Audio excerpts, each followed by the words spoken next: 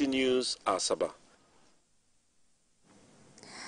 Major sectors in Edo State will be revitalized to boost the state economy, which will in turn encourage production and create employment. This assurance was given by the APC governorship candidate, Monday Okpebholo, while addressing some groups who endorsed his candidacy. We have details in this report. The support for the All Progressives Congress governorship candidate, Senator Monday Okpebholo, got a major boost as more groups publicly endorsed the tickets. The deputy governorship candidate, Dennis Itahosa, who represented his principal, Monday Okpebholo, said the APC's candidate has developed a blueprint that will revitalize the state economy and boost job creation for majority of the youths. It is clear that Edo people are tired of the PDP government and they want to embrace APC government. Gone through his manifesto, although we went through together, and it's clear that he wants to transform Edo. We want the support. We need the numbers, but we'll come to the people. We're not ready. We're not going to rig the election. They are thinking of it. They have all the money. A state that gets over 11 billion now every month.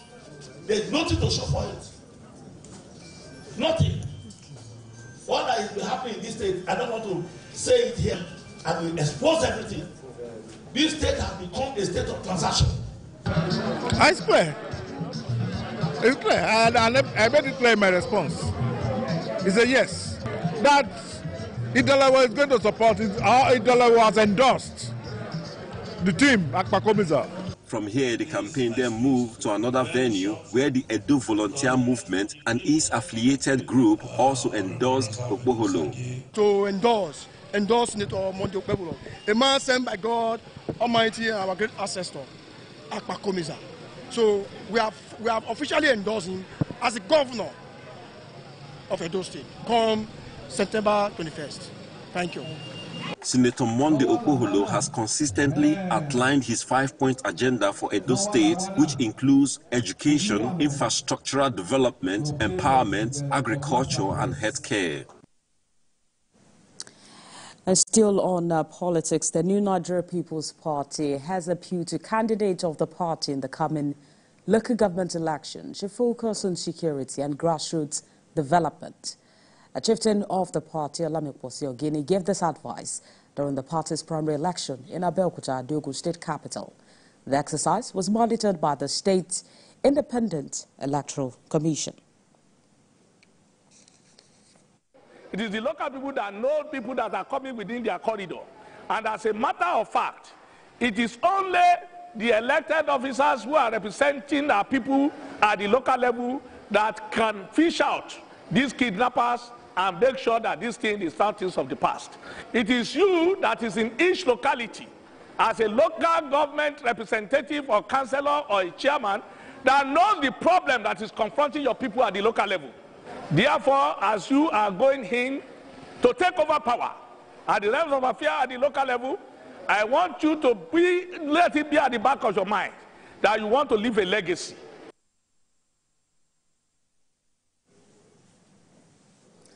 And away from political matters, the federal government has trained its researchers, scientists, technologists, and support staff in the Federal Institute of Industrial Research.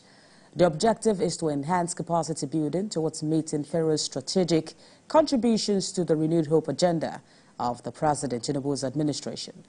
We have more details in this report. Gathered here are scientists, researchers, and staff of the Federal Institute of Industrial Research. They are here for a training geared towards building their capacity for effectiveness. Of a few things to be known. This two-day workshop and seminar is part of the government's plan to resolve food crisis issues in Nigeria, poverty reduction and job creation using research as a tool. Working round the clock to ensure that FIIRO members of staff meet up with global best practice standards. Our laboratories have state-of-the-art equipment. Some of the equipments are peculiar to our laboratories. Some are only found in few labs in Nigeria. The federal government also killed insinuations that the institute is moribund, noting that it's working to enhance productivity. I think the management of the institute discovered that there is need for staff to be aware of the provisions of the public service rule in order to boost their conduct and their performance at work. This is the time we actually need to know what exactly the public service rule is, what it entails, and how to keep ourselves abreast about all the information in the rules to guide us, all our operations in the institute, so that the mandates and the mission of the institute will be achieved.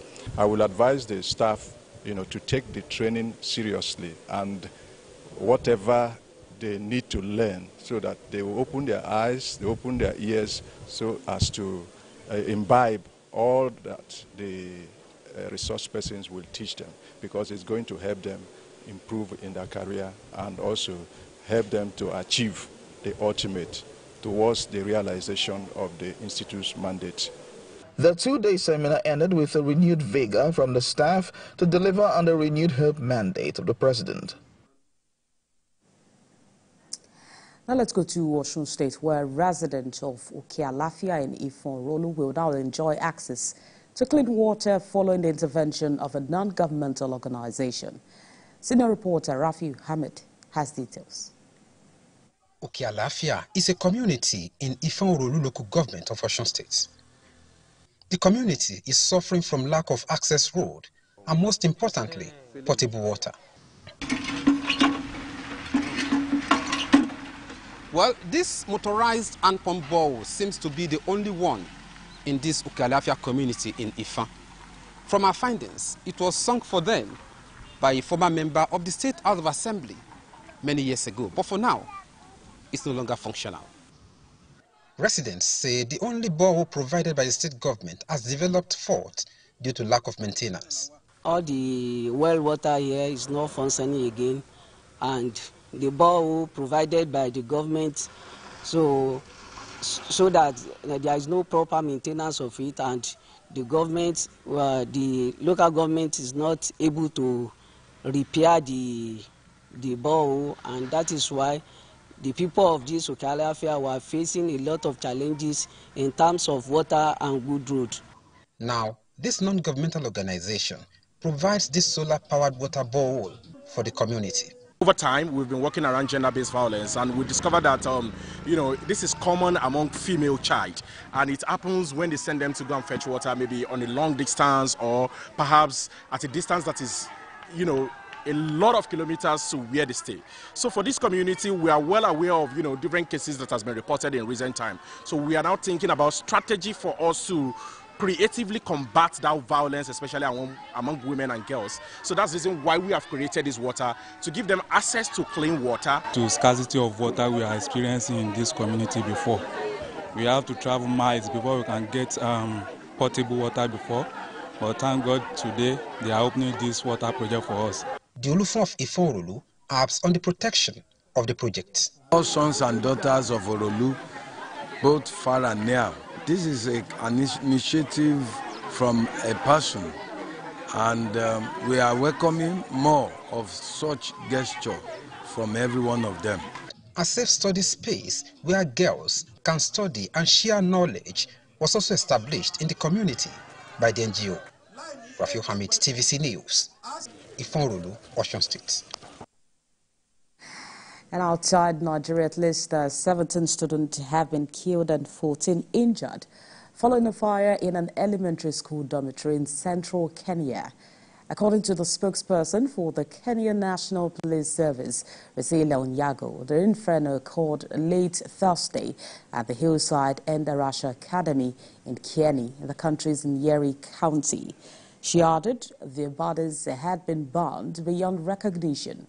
Kenyan President William Ruto today offered his condolences and described the incident as a devastating news. The Kenyan Red Cross also posted a statement saying it will provide psychosocial support services to the pupils, teachers, and affected families. Well, that's it.